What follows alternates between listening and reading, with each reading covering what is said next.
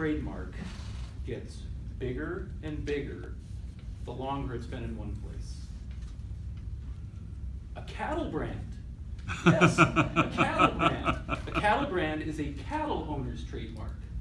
Today I will go through the history of branding, how it is performed, and teach you how to interpret a cattle brand so that you too can understand why cattle branding is still important to this day.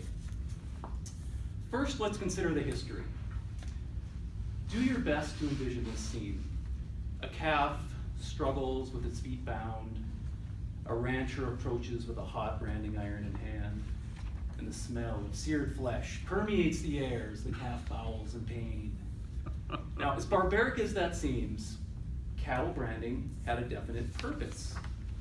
In the days of the Wild West, it was the best way to show ownership and prevent theft.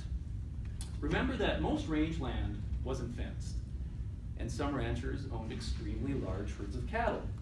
If a cow were to wander off to the next county, anyone could tell who it belonged to. All that was necessary was to report the brand to the local authorities. A registry would be checked to determine whose brand was on the cow, and subsequently, it would be returned to its owner. Now let's examine how branding is performed.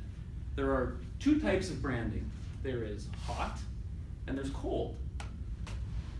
Hot branding is performed by applying a red hot iron or a heating element to the hide.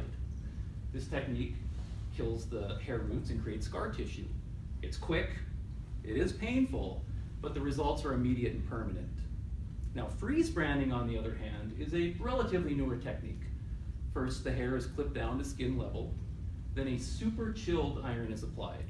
Irons are chilled either using liquid nitrogen or a combination of dry ice and alcohol. Now, this technique is completely painless to the animal. It causes the hair to grow back white where the brand was applied or the iron was applied. However, even though it's painless, it's much easier for thieves to alter.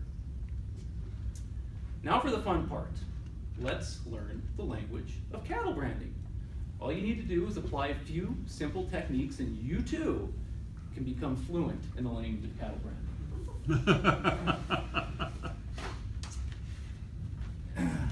If you see a brand with a curved line underneath it, you interpret it as rocking. Okay, so this would belong to the rocking A ranch. Simple enough, right? Mm-hmm. Okay.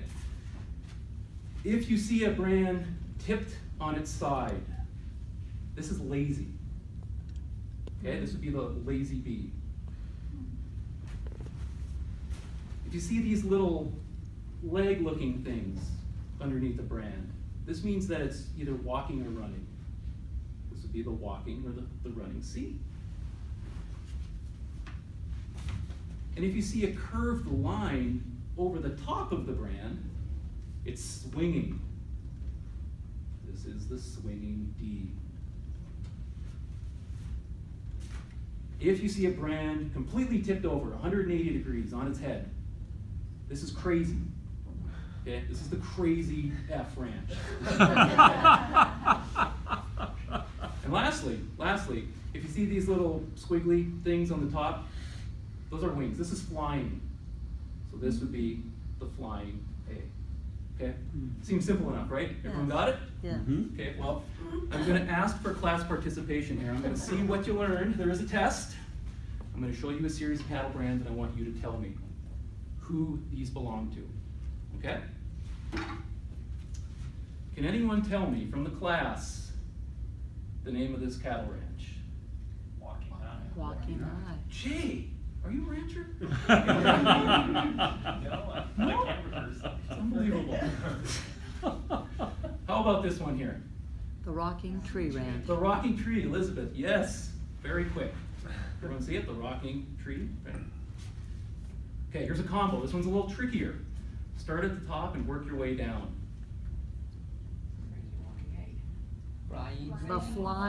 The flying. Yes, Walking it is the eight? flying Walking 8. All right. Now we're going to end it with a very sultry brand.